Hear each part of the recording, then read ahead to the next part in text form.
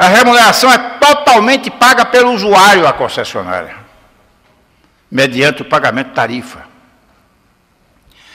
Nessa concessão patrocinada, incluiu-se um esquema misto. Parte é pelo usuário, parte pelo poder concedente. E por que isso? Tem uma lógica. Se bem que ainda não pegou essa lei no Brasil. Tem aí casos esporádicos, mas ainda não pegou. Mas tem uma certa lógica. Qual é a lógica? Há certas concessões que são autossustentáveis. Por consequência, elas podem ser outorgadas e a concessionária mantém o equilíbrio econômico-financeiro do seu contrato mediante o pagamento de tarifa pelo usuário. E só isso. As rodovias, por exemplo, além disso, tem receitas alternativas, acessórias. Né? Isso é específico, referente à rodovia, mas também é generalizado. Por exemplo, o metrô. O metrô de São Paulo, por exemplo, está cada vez mais aproveitando os espaços de suas estações. E isso constitui receitas novas, que contribuem para a modicidade da tarifa, de acordo com o artigo 11 da Lei 8987.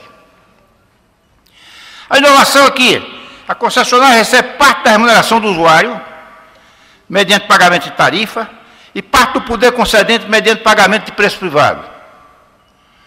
Poder-se dizer que a concessão patrocinada é um misto de concessão típica e de prestação de serviço. Aí, a lei resolveu inovar mais e criou a chamada concessão administrativa, que, como certa vez eu tive a oportunidade de mencionar, de concessão só tem um nome. E por quê? Porque a lei criou um gato e chamou de cachorro. E não satisfeito o legislador com isso, logo a seguir disse que o cachorro era um gato. Porque disse, a concessão administrativa é um contrato de prestação de serviços da União, diretamente ou indiretamente. Ou seja, a concessão administrativa existe apenas no nome, porque na definição que imediatamente se segue na lei das PPPs, o legislador disse, concessão administrativa é contrato de prestação de serviço. O poder público paga à concessionária preço privado e o usuário paga ao poder público taxa. Essa é a concessão administrativa.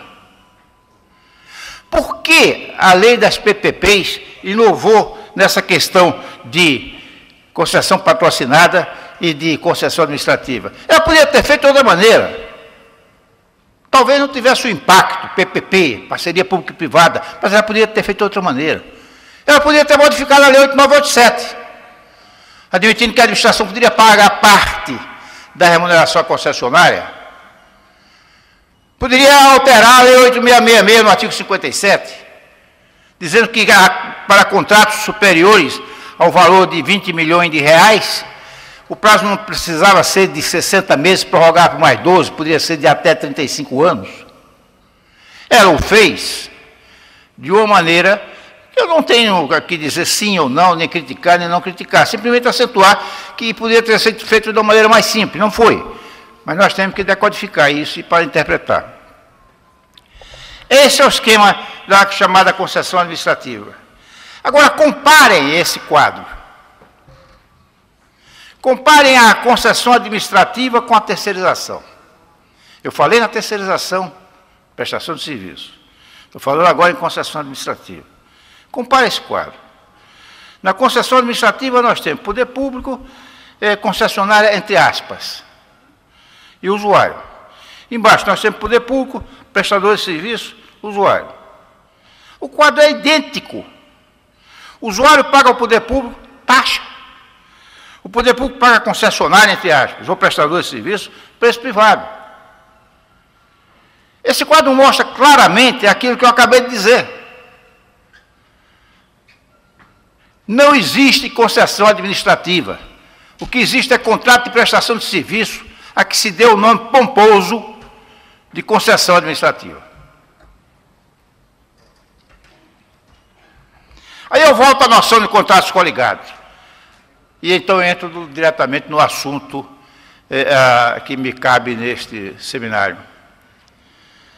A doutrina italiana, ela estabelece a noção de contratos coligados que foi absorvida por Orlando Gomes e trazida ao direito civil brasileiro. Existe o contrato principal, que é a concessão, e os contratos acessórios ou dependentes, que são contratos celebrados com os usuários do serviço público pela concessionária. Essa é a noção de concessão e dos contratos acessórios ou dependentes. Aí, com base nessa noção de contratos coligados, nós podemos chegar a uma distinção entre poder público, entre usuário e consumidor. E esse quadro, a meu ver, vale 1000 palavras. O poder público tem o dever de prestar serviço público de acordo com o artigo 175, mas poderá fazê-lo diretamente ou indiretamente mediante concessão ou permissão. Quando ele presta diretamente, há uma relação de império entre poder público e usuário. O usuário paga a ele taxa. Quando o poder concedente decide otorgar uma concessão, inclui a concessionária nesse meio e ele passa, a concessionária passa a prestar o serviço ao usuário. Mas vejam bem, o poder público continua prestador do serviço ao usuário. Só que o faz indiretamente, através de uma concessionária. Isso está ligado à noção que o professor Celso Antônio Bandeira de Mello já defendia em 1977, em um livro intitulado Administração Indireta e Prestação de Serviços Públicos. E que hoje é pacífico em direito administrativo. Não se privatiza serviço público. Não há um serviço público privatizável no Brasil. O que se privatiza é o exercício do serviço público. A titularidade permanece com o poder público. E permanece com o poder público por força de dispositivo constitucional. Porque o artigo 175 não autoriza o poder público a privatizar o serviço, e se a prestá-lo indiretamente, mediante concessão ou permissão. Continua a ser o prestador. Agora, veja a relação de consumo como é diferente. O poder público não participa direta nem indiretamente da relação contratual. A relação contratual é exclusivamente entre fornecedor e consumidor.